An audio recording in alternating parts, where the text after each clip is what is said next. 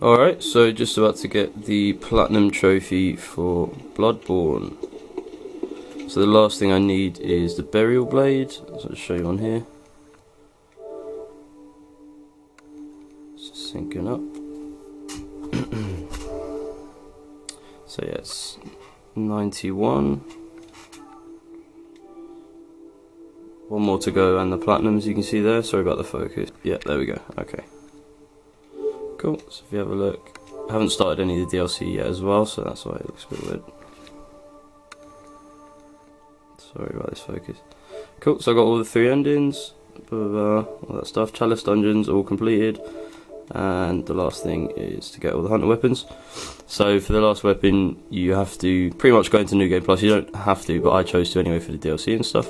And the final, I'm not going to say who you get it from, even though this game's been out long enough that everyone probably knows this, but it is a weapon you can only get through kind of the end portion of the game, so it's the last thing I had to do.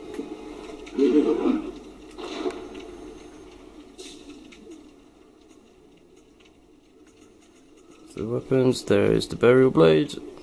Oh, right, so just going to buy that now. There we go, Hunter's Essence. And Bloodborne Platinum. There we go.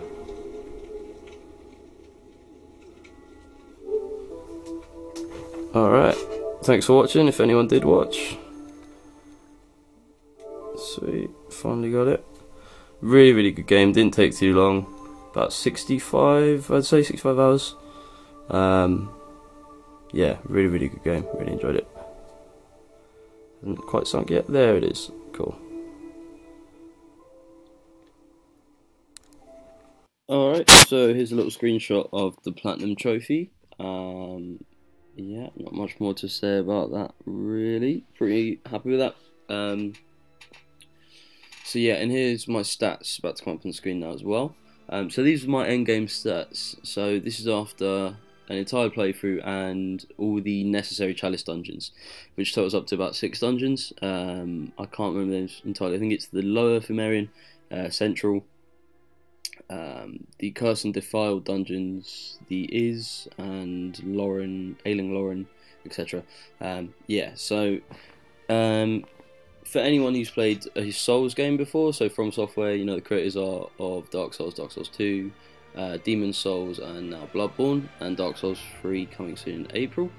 So Bloodborne to me is the game where they thought, let's make this the most kind of user-friendly, most accessible game.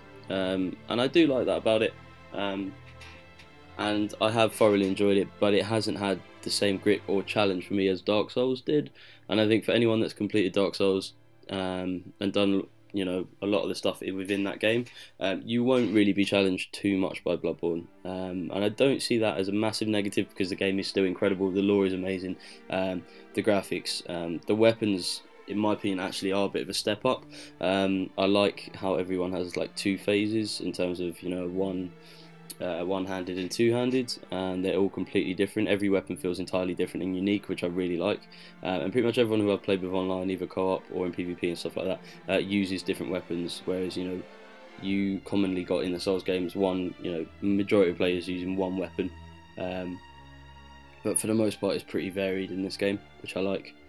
I'm trying to think from when I used to play Souls what the main weapon was, but generally, you know, broadswords, short swords, that sort of thing. But yeah, I like that. I think it's really cool. So main game stats, I was level 134. So this is massively over leveled, I think. For anyone who's played the game would understand. So generally, if you haven't played the Chalice Dungeons and you just finished the game, you should be about level 80, and that should take you through to New Game Plus. And should be an actual challenge. Now, where I've massively over-leveled through the Chalice Dungeons, which for anyone who's played them give you a absolute shit ton of echoes, you can get, you know, 300,000 in about 20 minutes. I had 1 million at one time, and you can just go up like that without even kind of paying attention, which is great, but also means you can massively over-level. So I'm 134, which was I was probably about 85 from end game stat. Which has allowed me to massively level up my HP, my stamina, and all that various other stuff, my strength. I've left Blood Tinge and Arcane. Arcane I'm kind of thinking about doing for a few of the magic kind of moves or whatever they are. And possibly it's Burial blade, but I heard the beryl blade scales better in strength than it does in arcane anyway. So yeah. But yeah, they're my in-game stats. Pretty good. I'm pretty happy with where I'm at, to be honest. I've got the DLC to play afterwards, and I've read up that it's meant to be crushingly difficult, apparently, especially in New Game Plus. It's meant to be really, really hard. But I don't think I'm going to face a problem, as I'm this high leveled anyway, and compared to a Souls game, I really don't think it's much of a challenge at all, really, from what I've played from the entire game. But yeah, it's really fun. I'm enjoying it regardless. It's still harder than most games, and obviously it's a From Software game. It's going to be incredible. So yeah, Platinum Trophy took me roughly about 65 to 70 hours, but I used a walkthrough for the entire story, just so I didn't miss any collectibles or anything like that. I did all the rest of it on my own in terms of, you know, the walkthrough is not going to teach you how to play the game or teach you any sort of skill. It's just kind of giving you an idea of where to go, not to miss collectibles and joining covenants and all that stuff that I love to do, to find out a lot about the lore.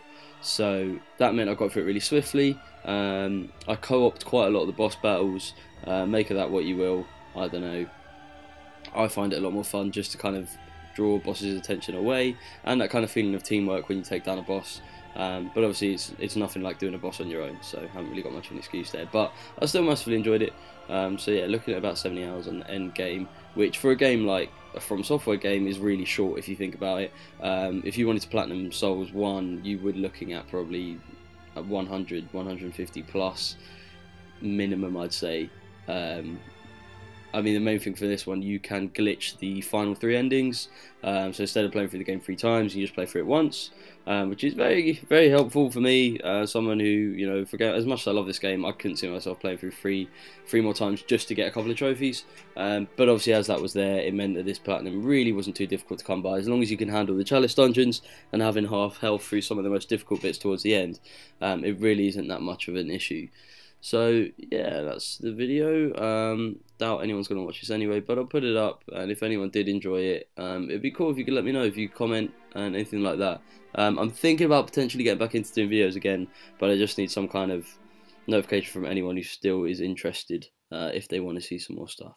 So yeah, thank you very much for popping in, checking out this video. This is the Bloodborne Platinum Trophy, and just to show you another screenshot now, I will show you my my trophy profile, essentially, so how many I've got so far and stuff like that, all carrying over from the PS3. So in total I've got 4,194 trophies.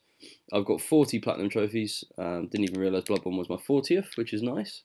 I've got 192 golds, blah blah blah, and loads of bronzes. So yeah, level 21. This is 7 years in the making, this profile now, I'd say 6 or 7. So yeah, that's pretty cool. Just give you a little overlook of my profile. And cool. Thank you very much for watching, guys. Cheers. Peace.